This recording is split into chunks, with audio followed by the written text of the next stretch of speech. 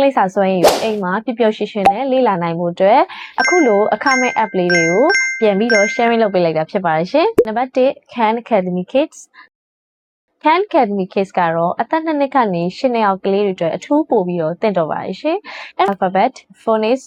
reading, writing နဲ့math ကိုပေါ့နော်။ game ပုံစံလေးနဲ့သူကပို့ပြီးတော့ပျော်ပျော်ရွှင်ရွှင်နဲ့သင်ရတာဖြစ်တဲ့အတွက်ကြောင့်မလို့ကလေးတွေကပို့ပြီးတော့စိတ်ဝင်စားပါတယ်ရှင်။နံပါတ်2 sharing လုပ်ပေးချင်တာကတော့ Duolingo Duolingo ကတော့အသက်ကြီးပဲကလေးတွေနဲ့8နှစ်အထက်ပေါ့နော်အဲ့ကလေးတွေနဲ့လူကြီးတွေအတွက်ကိုပို့ပြီးတော့တင့်တော်ပါတယ်ရှင်။တနေ့ကို9မိနစ်ကနေ10မိနစ်15မိနစ်နိုင်ဝက်လောက်လေ့ကျင့်ပေးရုံနဲ့ grammar နဲ့ vocabulary အများကြီးကျွယ်ဝလာမှာဖြစ်ပါတယ်ရှင်။နံပါတ်3 sharing လုပ်ပေးချင်တာကတော့ Lingo Kids ဖြစ်ပါတယ်ရှင်။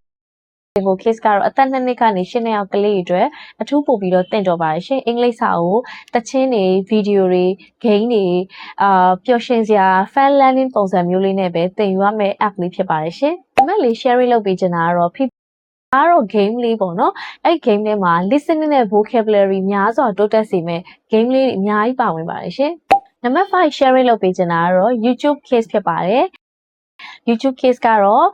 ဖေဖေတို့မေမေတို့သုံးတဲ့ YouTube လေးပေါ့နော်အဲ့ဒီ YouTube လေးကတော့ YouTube Kids version လေးနဲ့ကလေးကိုဖွင့်ပေးလို့ရပါတယ်ဒါဆိုလို့ရှိရင်ကလေးက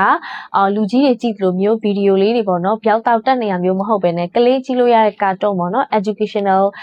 ဗီဒီယိုလေးတွေတောက်လျှောက်ပေါ့နော်ကလေးစီမှာလာနေမယ်ဒါကိုလည်းမိဘကဘေးနားနေပြီးတော့အုပ်ထိန်းမှုလေးနဲ့ကလေး screen time များစေဖို့အတွက်ကလေးတွေဘယ်ဗီဒီယိုက educational ဖြစ်မလဲဆိုတဲ့ဟာကိုမိဘတွေကသွားပြီးတော့ဘေးနားနေပြီးတော့ support လုပ်ပေးရမှာဖြစ်ပါတယ်ရှင်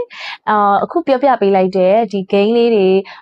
ဒီ education app လေးတွေအကုန်လုံးက screen time သုံးပြီးတော့ကလေးက learning လုပ်ရတာဖြစ်တဲ့အတွက်ကြောင့်မို့လို့ screen time လေးကိုတော့အချိန်နဲ့ကန့်သက်ပြီးတော့ကလေးကိုပြသပေးဖို့ကတော့မိဘအုပ်ထိန်းပေးရမှာဖြစ်ပါတယ်ရှင်